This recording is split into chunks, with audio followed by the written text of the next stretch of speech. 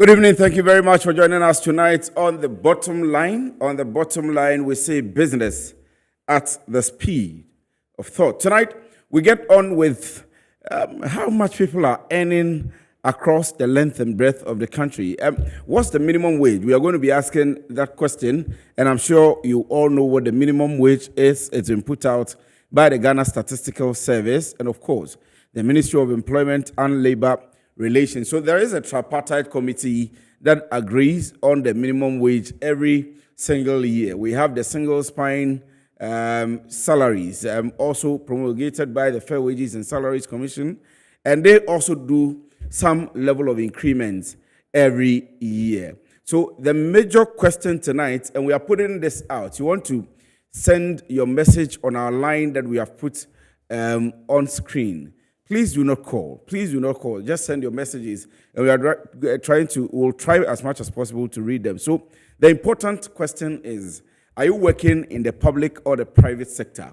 And how much do you earn? So with all of the things that I've said, with the Ministry of Employment and Labor Relations Tripartite Committee, with the Fair Wages and Salaries Commission, with the minimum wage that is set every year, there has been some level of inequality in incomes. And this has been put out by the Ghana Statistical Service as of last Thursday. And so this is what we are discussing tonight.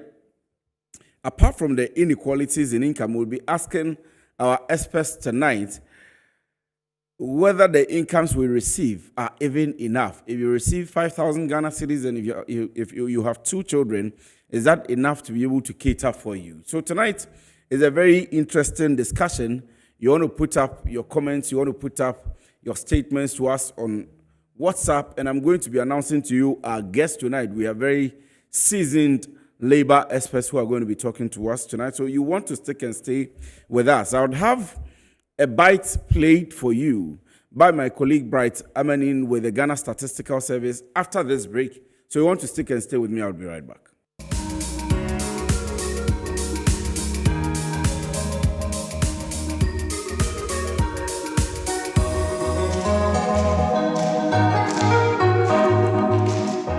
So you're welcome back from the break. This is still the bottom line, and I've told you tonight we are talking about income inequalities, especially in the public sector. But of course, we'll rope in that of the private sector as well. And the big question for us is, how much are you worth as regards to salary? Tonight, you want to share that with us, and would have very seasoned labor experts.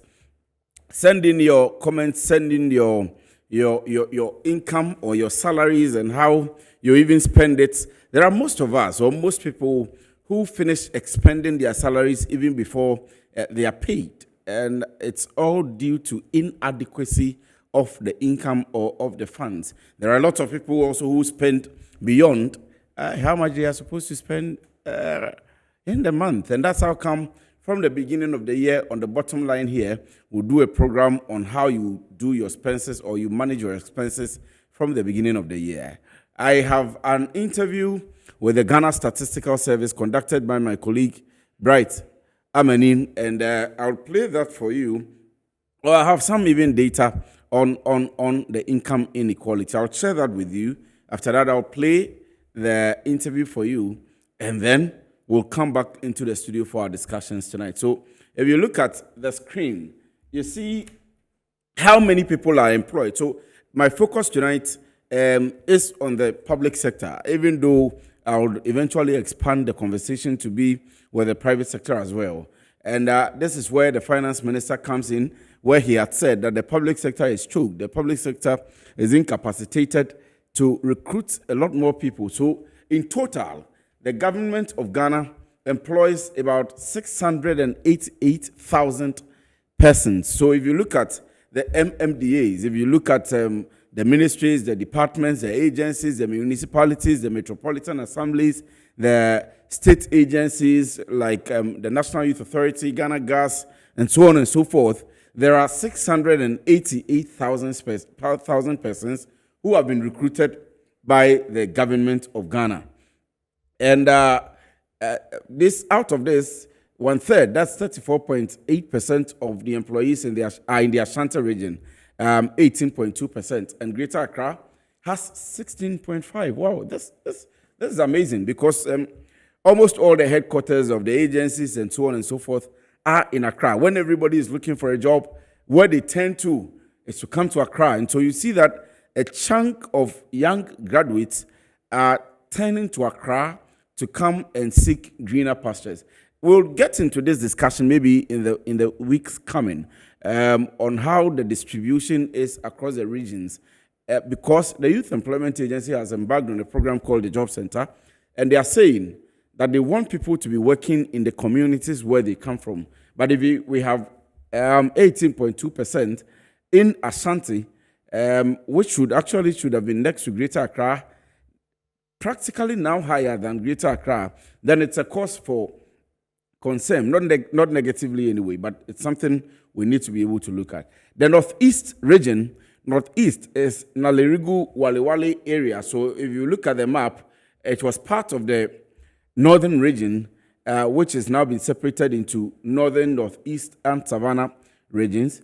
Northeast is 1.4, Savannah is 1.4, and 2.8% of the total number of public sector employees. So that's what we are talking about. If you look at the map, you see the figures as we've put across. Now, out of the 688,000, males in the public sector constitute 54.4% of the total number.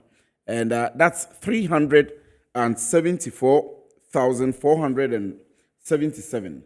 That's the number of males that are in the public sector. And females are 313,507. Now, 4 of every 5 public sector employees earn 3,000 Ghana cedis. So you may think less than, it's important. The producer draws my attention to this. So you may think that there are people taking 10,000, 15,000, and sometimes we hear in the news, people at Cocoa Board, people at NPA, people at GNPC, and so on and so forth, taking amounts of 18,000, 20,000, even the CEOs. We see a list of publication on their salaries. What is troubling is that from the data we have from the Ghana Statistical Service, less than 3,000 Ghana cedis averagely for employees in the public sector. So the 688,000, if you find an average of the total earnings that are paid by government every month, and you strike a balance, you divide it by the number that we have quoted to you, which is the 688, you have less than 3,000 Ghana cedis going to each employee. And this is very alarming. National Earnings Inequality. So the average monthly net salary for a public sector is actually 2,600, 2,594. And the highest paid earner takes home 33,855, which is close to 81 times as high as the net salary of the lowest paid worker. So per the minimum wage, the lowest paid worker is 418 Ghana cedis for the whole month, the entire month. But the highest is 33,000. That's some CEO somewhere. We'll try and find out what that or who that person is. But we give you the graph on the screen. I'll come back to this, but I want to play the bite for you, or the interview with my colleague Brighter Menin for you, and I'll come back to this data. We'll get into this analysis, and we'll use this as our basis for questioning our panel of guests tonight, who are all standing by for us when we come back from this interview. Stay with us. This publication is on earnings inequalities. So what we sought to find out, one, whether there is a gender pay gap, that is what we call it, and if there is a gender pay gap, do we see that to an extent that is worrying, or we see it in a way that is consistent with our expectation? So what we are talking about is a situation where, in terms of number of employees, we have 54.4% of them being males. Again, one would argue that on the back of the population housing census, which we've shown that we have a greater population of women than men, why do we see the reverse when it comes to government? But then this comes back to what I was saying earlier on. What is the government's policy in hiring? The second conversation will be that, do we see a lot more inequality across men and women, or we see it within men and we see it within women. We did record that variation of 165 Ghana cedis gender pay gap. That is, males are earning 165 Ghana cedis more than what women are earning. From our point of view, what is striking is the variations across the regions. Although we see a national figure of 165, we see that the Upper West region recorded the highest variation of about 328 Ghana cedis, and the Central region recorded the least. So the question is, why do we have these variations across the 16 administrative regions? What is more striking for us is that that difference of 165 Ghana cedis contributes less to the inequality. We see a lot more inequality among men and a lot more inequality among women. And that is where I think the conversation should go and ask ourselves, why are we seeing a lot of within sex inequality relative to across sex inequality? I'm also seeing here that out of every 5 public sector employees earn less than 3,000 Ghana cedi. Out of 4 out of 5 public sector employees earn less than 3,000 Ghana cedi. Can you tell me a bit more about this? I mean, that is what the data says, and that is what it is. I mean, you have about 560,000 out of the 688,000 public sector workers earning less than 3,000 Ghana cedis. Let's put 2 twists to this conversation. One is the level, and the other is the inequality part. So if X number of people, that is 80%, are earning less than 3,000. The next question is, the 20% that are earning more than 3,000, is it because they are more productive than the 3,000? This is what we want to drive the conversation into. If you are looking at it from the perspective of levels, then one is concerned about how are they surviving? Yeah. What are the implications for their pension? And are they meeting the basic survival needs? So these are the conversations that we should have among ourselves given this revelation. That's an interesting conversation, but then I'm also trying to understand what exactly the problem could be when it comes to, okay, so according to this report, there are parts of Ghana that people might be doing the same work, but the payments or salaries differ. Per your research or per your gathering, what was really the issue? What was really the reason why we can see somebody in Greater Accra doing the same work as somebody in the Savannah, but with different salary structure? So let's interpret this very carefully. As I said, Ghana is deploying a universal salary structure scheme, which means that if I'm an accountant in Greater Accra and you're an accountant in Upper West region, we are being paid the same. What we are talking here about is the average. So if you take all the employees in Greater Accra region relative to all the employees in Upper East region, what is the average? What that simply means is that we have a lot more people in Greater Accra who are on higher grades relative to those in the Upper East region. Because if you're on the same grade, we are getting the same pay. Per the so that means they might be occupying the same position, but on different grades. I mean, if you're an accountant, I'm an accountant. If I'm to earn higher than you, then maybe I'm, let's say, on step H or step L because I've been in the job a much longer time. Maybe I entered as a chartered accountant, so when I entered, I went into a level lower than somebody entering with a first degree qualification who has read accounting from any of our universities. Do you get it? So your entry point determines your grade given your level. And the number of years that you spent in the public service also leads to accumulation of higher salaries. So if you are looking at this from the regional point of view, all that we are saying is that it means on the average we should have a lot more people in Greater Accra with higher grades relative to those in Ashanti region or Upper West region. But what really can be done about this? Because if we all do the same work, and regardless of the grade that you have or whatever that you have in connection with your certificates and all that, you might all be turning out the same results or having the same position. Why do we necessarily have to get, so to say, this disparity when it comes to the salary distribution? I mean, this is exactly what we are saying. If it can be proven that we are all doing the same work, your results are the same, your productivity is the same, then technically there shouldn't be any variation. But if definitely I have entered into an employment in a strategic position, my responsibilities are higher than somebody lower my level, then that is where the issue of fairness, equity comes in. The conversation should move away from either black or white. The issue is about between black and white is equity. So, government statistician, speaking to my colleague Bright Amanin there, and Bright was trying to interrogate some of the reasons for some of the disparities, and that's exactly the line I'm going to go. But still, the big question for us tonight, and it is possible, if the producer agrees, that we'll stretch this topic throughout the coming weeks, because this is very important, and for me, it is pertinent to number one, productivity, and number two, corruption. And so tonight we have Dr.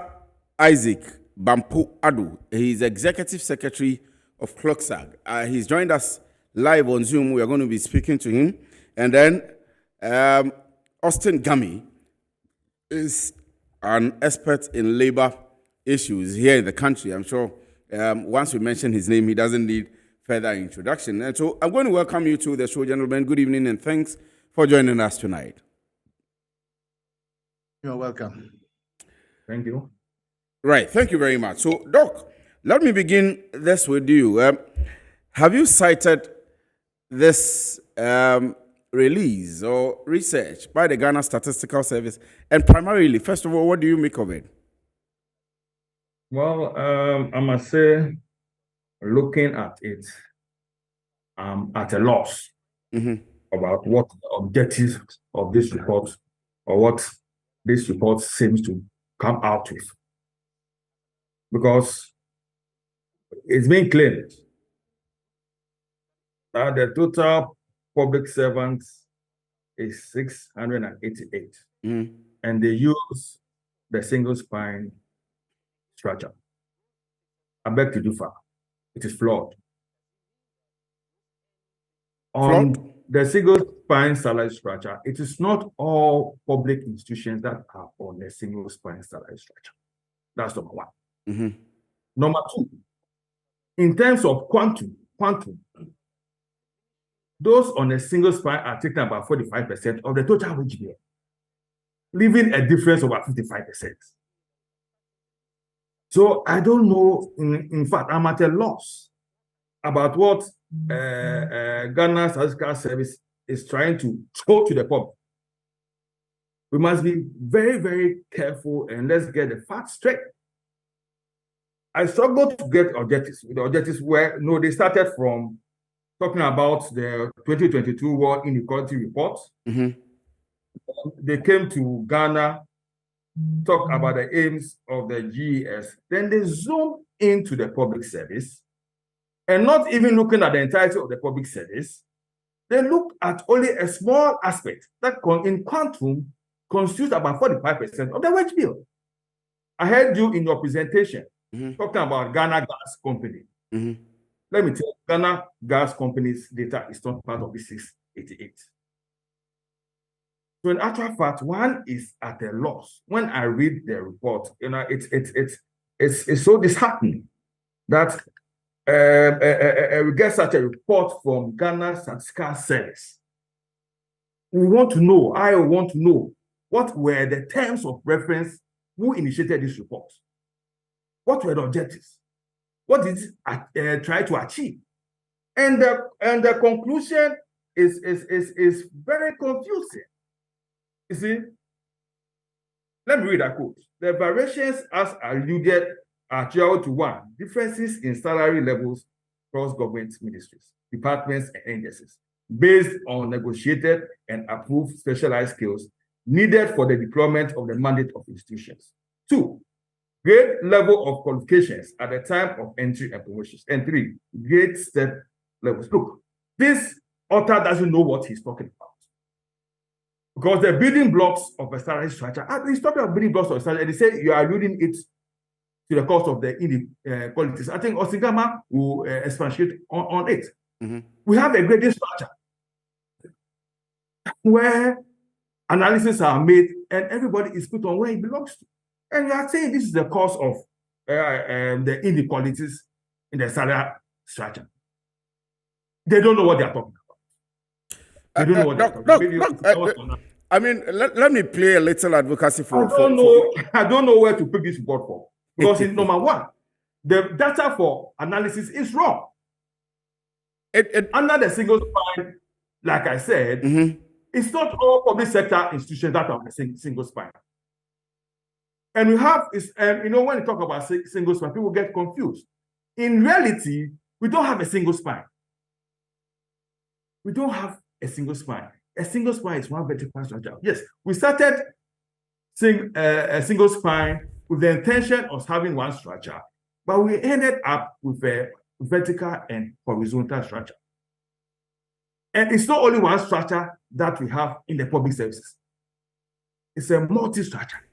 So there's something wrong. I don't know who financed this report. I think they've caused financial loss. Thank you. But Doc, let me ask, from the research point of view, obviously single spine salary the data would have come from the Fair Wages and Salaries Commission, and so if they have sampled, I've looked at they say those who contributed to this report. Yes, and that's also very interesting. Just a moment, I would you see, we had those who contributed to this report. I saw, list of contributors. You see, we have one, Mr. Peter Yotomi Milagu, forgetting for the pronunciations. The same institution, Ghana Statistical Service. I tried to check on this man. I didn't get anything on him. Then have Miss Femke Van Den Bos. I was able to get something on Van Bos. And so, my name is Femke. I am a 21-year-old. I just graduated from my master's at FAIR. I spent 4 years at this faculty doing both my bachelor and master's here. He said, look, 21 years old, what work experience? There's on his profile, there's nothing on salary administration. And she is a lead author of this report. I think Dr. Kwame Nkrumah will turn his. So I mean, for you, it's not a good research. There's nothing, we can't call this a research. By the Ghana Statistical Service? No, but you see, even and I want to know, it's unfortunate the government statistician is not online. Because I want to know whether these people are really working for Ghana Statistical Service. Because I don't know. And we consulted them. What are their terms of reference? How much did it cost us to have this so-called report? The loss. How much the loss? I have the report. 21-year-old, just finished school 4 years, nothing on salary administration, and is the lead author of such a report. And we are here discussing about it. Just wasting our time. So Doc, we have spoken to the chief statistician himself, and this we can confirm that this is authored by. If you have the report, look at the list of contributors. You see it there. The lead. I didn't get anything on Peter Minyao, but the lead author of this report. What's the experience when it comes to salary administration? What is her experience? Finished school 4 years ago. And the whole Ghana, this is the person who gives us a report on. Look, we started talking about inequities in the salary structure. Not now, since the system. We have the Misodwe report, we have the Isipo Ali, we have the Azukra, Jampo. This is nothing new. And this is what the single spine was about. You see, this is what the single spine was about, to look at inequities in the salary structure, in the public sector. Unfortunately, we are here. Doc, it was a question I was going to come to, because I've also read even a paper from Professor Ebu Texan and Professor Bob Watson and so on and so forth, also talking about the inequality. So I was going to come back to ask you that in spite of the disagreement with the Ghana Statistical Services work, whether you agree that there is some huge disparity between or inequality between our salaries. But let me go to Austin before you go there, let them answer. Inequalities is not nothing new. There's a whole government white paper on inequality, government white paper on inequalities. That's November 2009. A whole white paper on it. And there was no reference even to this white paper. Right. You see, I'm so sad. And this is being told to the Ghanaian public, and we are taking it, and then we are even discussing it. It's a shame. Let me come to Austin Gami, and I'll put the same question to you. I agree with some of the points made by Doc, or let me say some of the points. And I wasn't actually expecting his angle of argument, but let me put the same question to you. What you make of the Ghana Statistical Services report, whether you have seen it? And let me also announce that we have Dr. Kwamina Donko on the line. We'll get to him pretty shortly after Austin Gami. So, Austin, thank you very much for joining us. But what do you make of this? Thank you. I appreciate the invitation, and I've listened to my friend, Dr. Bampo. Indeed, scanning through the piece of work done by Ghana Statistical Service, I saw it as a kind of academic exercise to support maybe teaching and learning.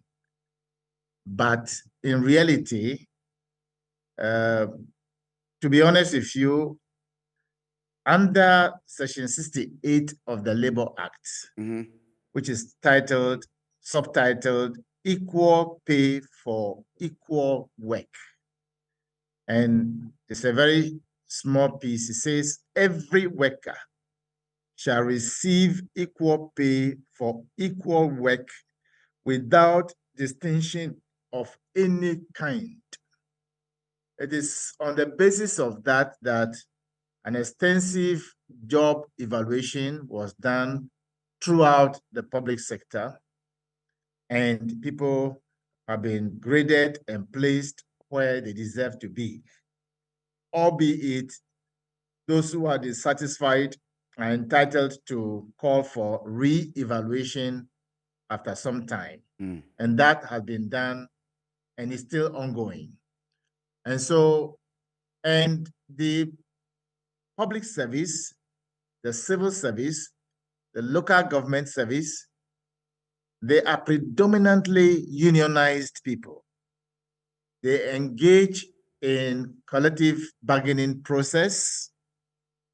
They also ensure that their salaries are not mangled at the expense of the employer alone. I believe Dr. Bampo and his team have been ceaselessly engaging their employer in determining the way forward. They even currently are trying to do some review of the single spine salary structure. I am not totally in support of the nature of the single spine. It's supposed to be something that temporarily done so that it will be reviewed later. Maybe at this point in time, in this particular age, you do not have to have this kind of notches type of salary structure again. Perhaps what you need is a broadband salary structure for the public, and they must negotiate it. And when it is negotiated, it's supposed to zero onto where maybe the Ghana Statistical Service should have maybe limited themselves to properly, would have been finding out how remuneration is matching with productivity so that people can get more. As for the quantum of pay, I'm sure Isaac and I will agree that it's not enough, and they have been asking for more. So I have no doubt about that. But the reality is that that is what we have currently on our hand.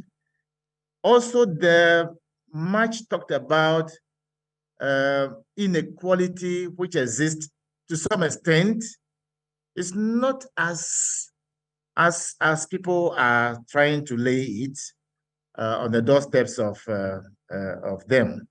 The reality is that these things are negotiated.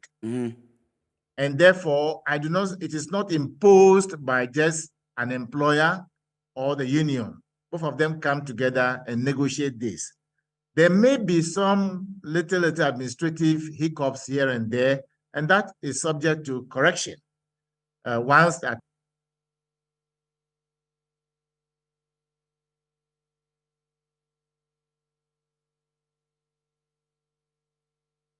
Right. So we seem to have lost Austin Gummy, and he was making some very salient points. I'll come back to him. But Doc, if you can hear me, good evening. Thank you very much for joining us. And it looks as if even though our concentration is on the report, the outcome of the report, the academic exercise itself is looking to be incomplete from what our two experts have told us.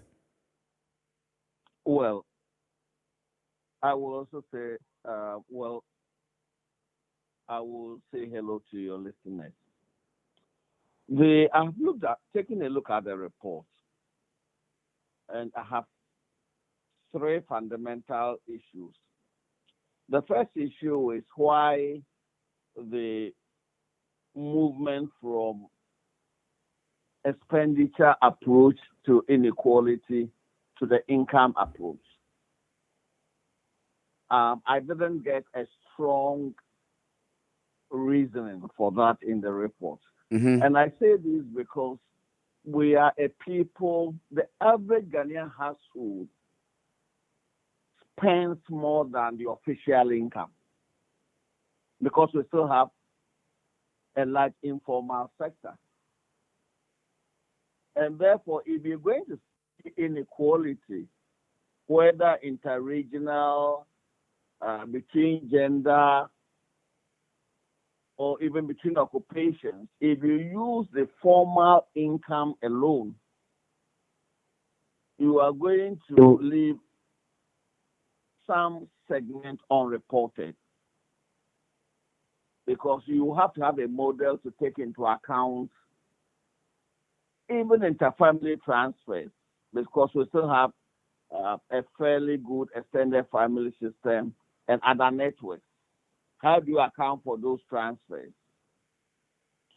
If you use expenditure alone, then you also make savings and investments. So that is a dilemma that we as a developing economy will have to fix. That is one of my major challenges. The second challenge, and quite fundamental, is the definition of the public sector. I'm surprised the Statistical Service used the controller pay rule. The controller does not cover all of the public sector. The public sector is broader than entities or people on the controller payroll.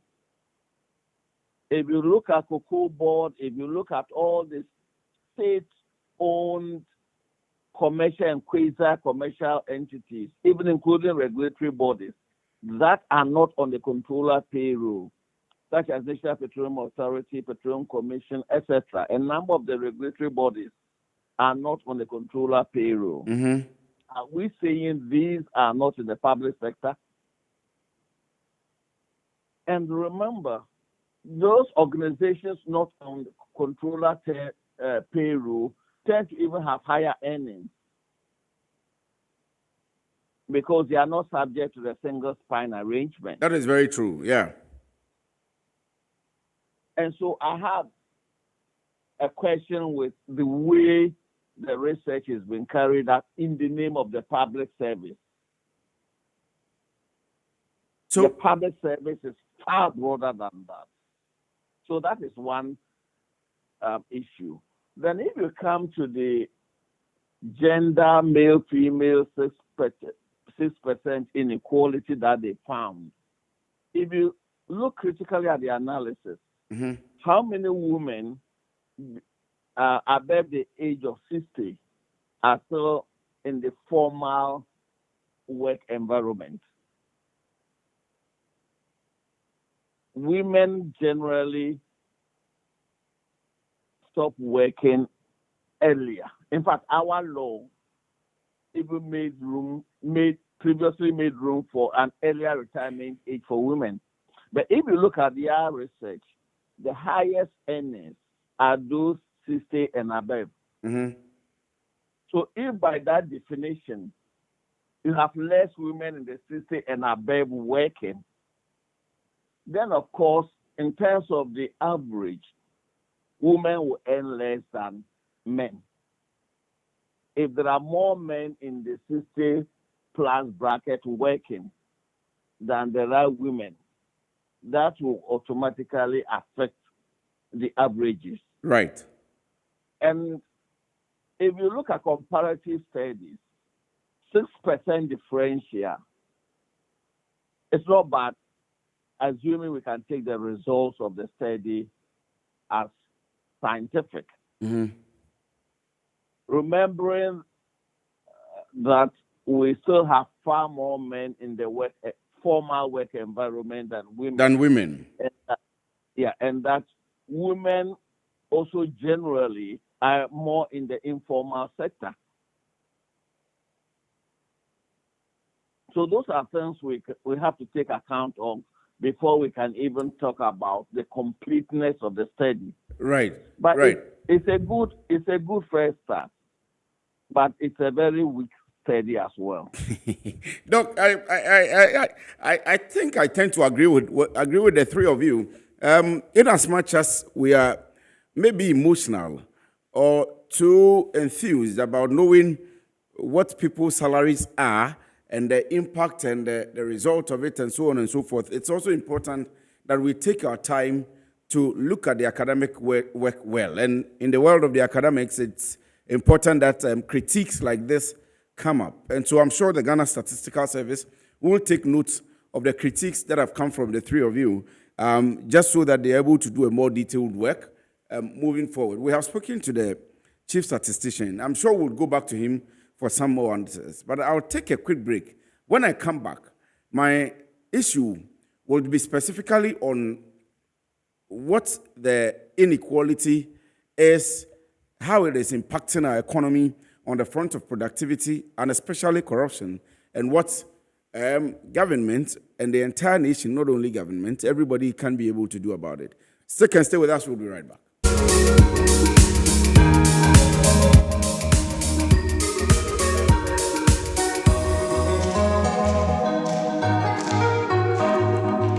So you're welcome back from the break. If you just tuned in, we've been discussing inequality in the employment sector, and the report from the Ghana Statistical Service specifically focuses on that of the public sector workers.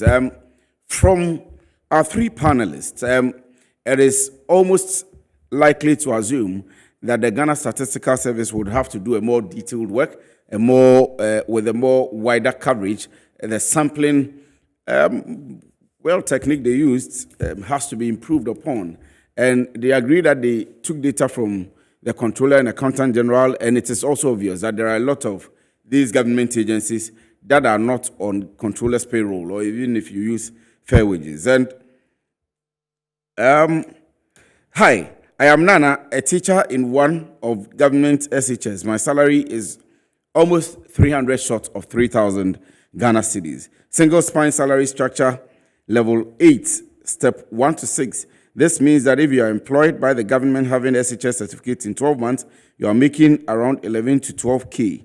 So divide this by 12 and see how much is paid a month without tax. Example, a person joins a police driver with SHS certificate, earns more than the same SHS who is not a police, but a staff to the police. So can one explain this level?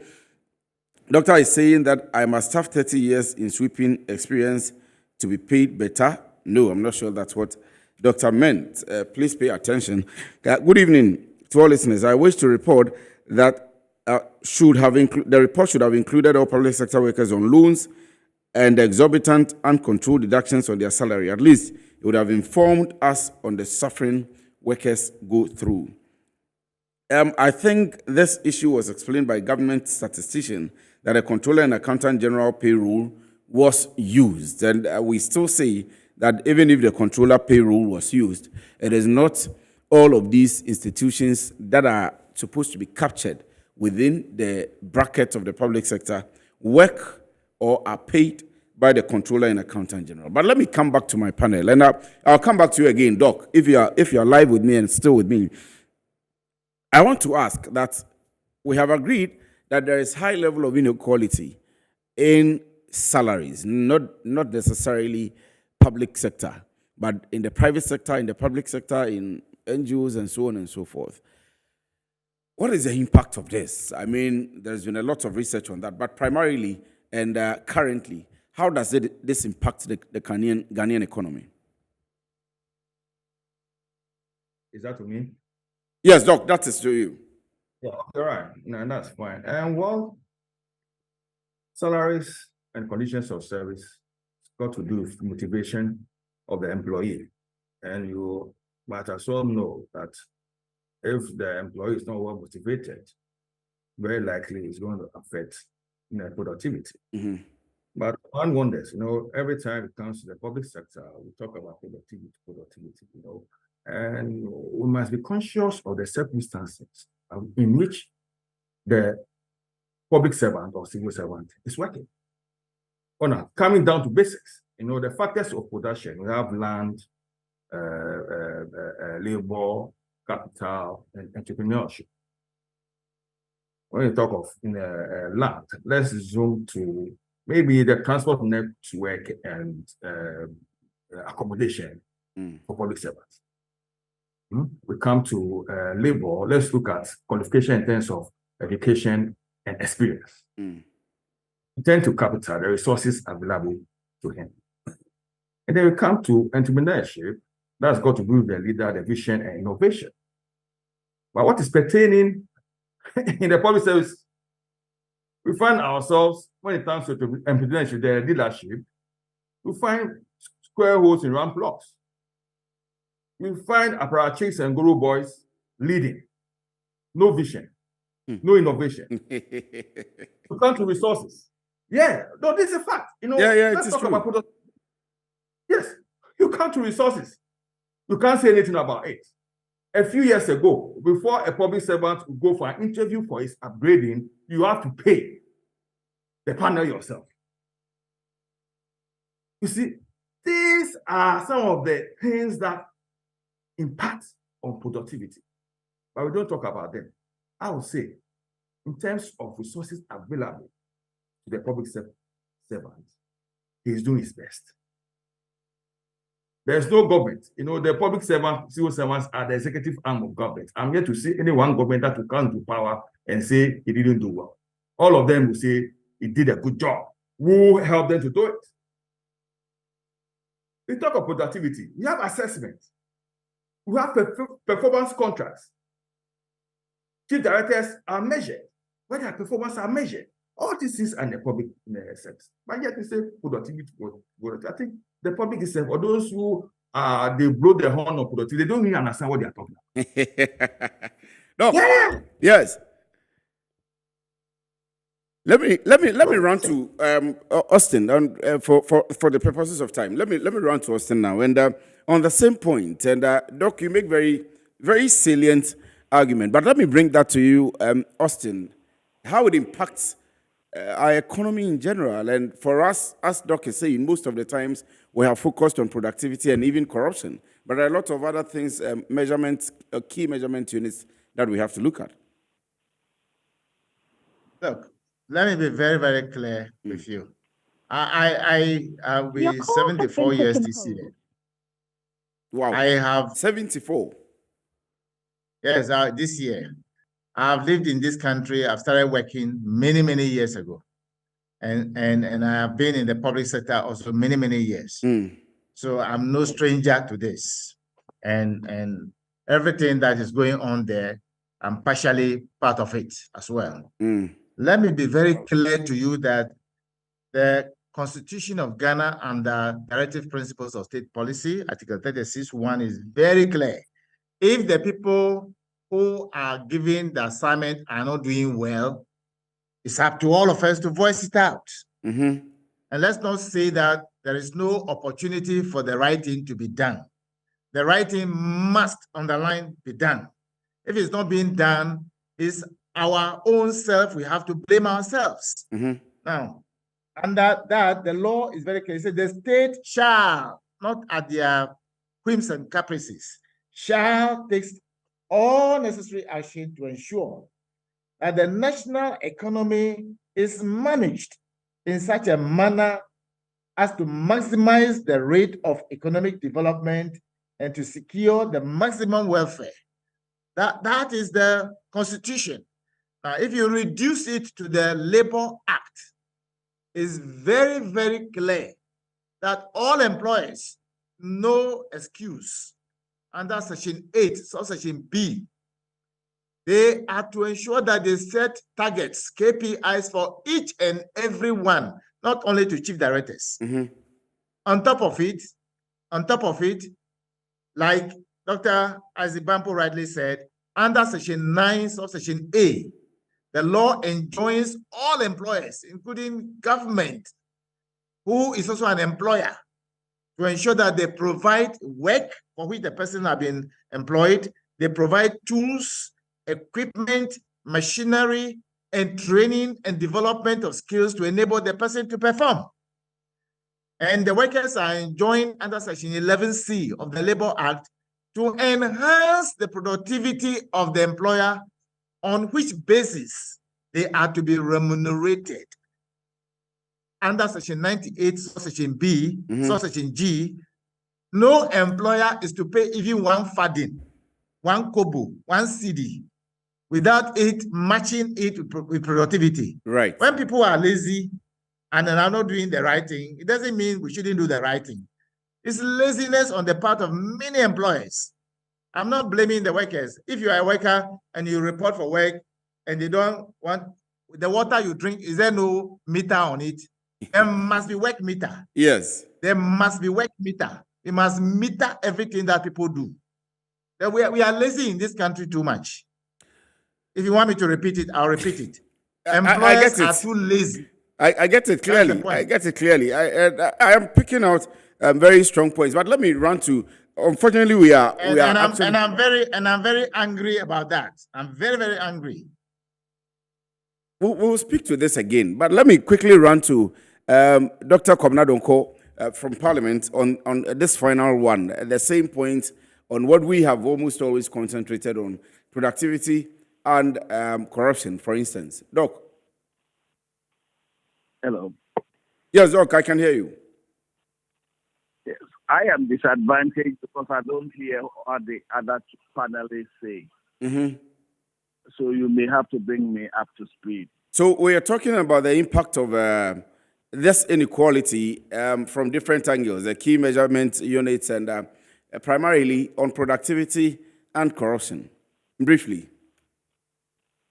Well, inequality is universal.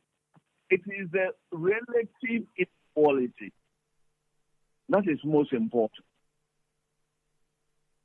How relatively unequal, whether it is income or expenditure. That is real. It will be utopia to expect total equality. Because there has to be reward for hard work, there has to be reward for innovation, there has to be reward for thinking outside the box. So some level of equality or relative inequality helps in keeping a lower net for the broad population. However, you also need to reward talent, you need to reward effort, you need to reward hard work. And that is where I'm not done too well. We have a number of professionals leaving the public sector or even leaving the whole economy because of very poor rewards for hard work. Inside studies help us to discern interregional differences, occupational differences, etc. Then it will be helping us set the right course for our national development. However, it is just for reasons of research with no application, that will just leave it to the academia. Right. I am very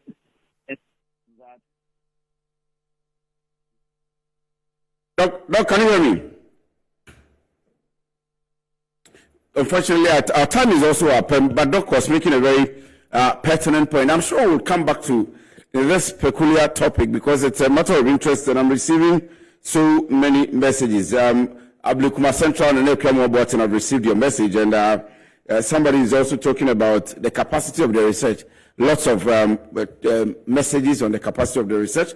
Let me thank you gentlemen for joining me tonight on this very important topic. Dr. Isaac Bampo Ado is Executive Secretary of CLOCSA. Again, he brings in very important angles, especially on the research work that's been done. Austin Game is our boss and a labor expert, and he also makes very cogent points. Dr. Kobina Donko, member of Employment, Social Welfare and State Enterprises Committee of Parliament. These are the men that joined me on the show tonight. A happy birthday to you, Esther Boatema, Glory Hill, and KNUSC. Your team says a special happy birthday to you. Well, the rest of it, we have to bring it back later. My name is Kwesi Free. Good evening.